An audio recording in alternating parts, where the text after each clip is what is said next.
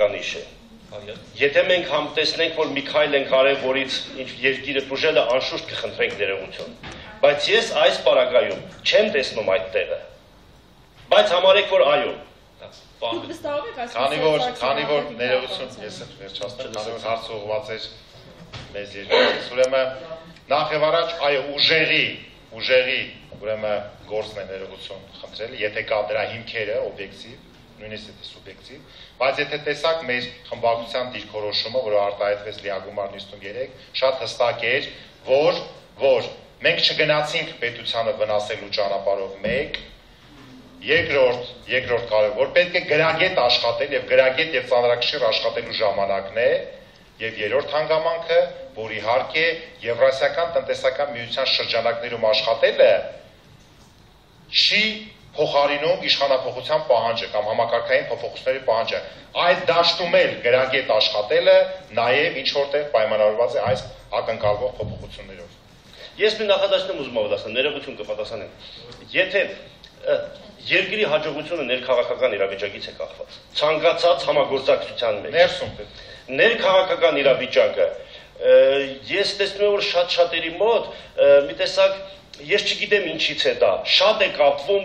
արտաքին գործոնը։ Ներքաղաքական իրավիճակում արտաքին գործոնը շատ մեծ դեր չունի, եւ մենք չենք ուզում դրա հետ կապել։ Մենք տեսնում ենք ներքաղաքական իրավիճակի նորմալացումը մեր եւ ժողովրդի հարաբերության մեջ։ Սա է խնդիրը։ Ներողություն կիսում եք Շարմազանի երեկվայի տարածությունը, որ ձեր քվեարկությամբ իրեք ոստիկանության կապմարեցիք Սերժ Սարգսյանի վարած արտաքին քաղաքականությունը եւ նաեւ կայացած որոշումը, ըստ էության նաեւ հանուն երկրի այդ որոշումը կայացրել է ստորագրել այս պայմանները։ Ուրեմն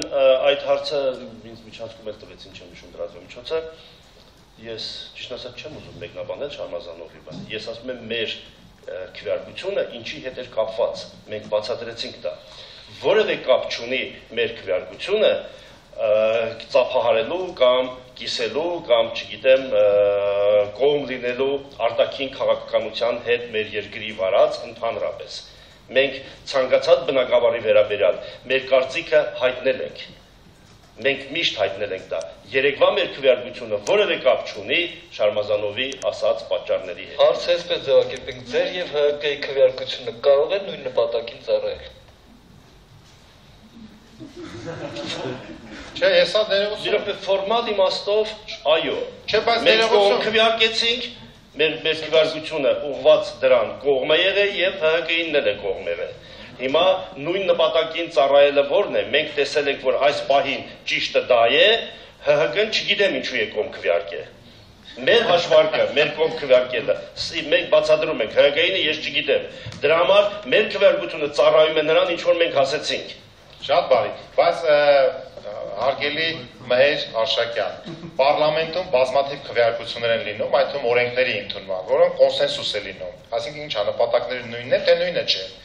Ուրեմն բնականաբար ինչ որտեղ կարող են դրանք նույնը լինել, ելնելով պետության շահերից, հա, ես չեմ կասկածում, չեմ ուզում տարբեր գնահատականներ տամ իմ գործընկերների մեծ մասը կամ միգուցե բոլոր, ես չեմ կասկածում, նրանք հայրենասեր մարդիկ չեն, բայց կա, ես ասեցի, եւ ծրագրային, եւ մոտեցում, օրինակ, տարբերություններ, Հայաստանը այս վիճակից կարող է դուրս գալ 2 տարվա ընթացքում, թե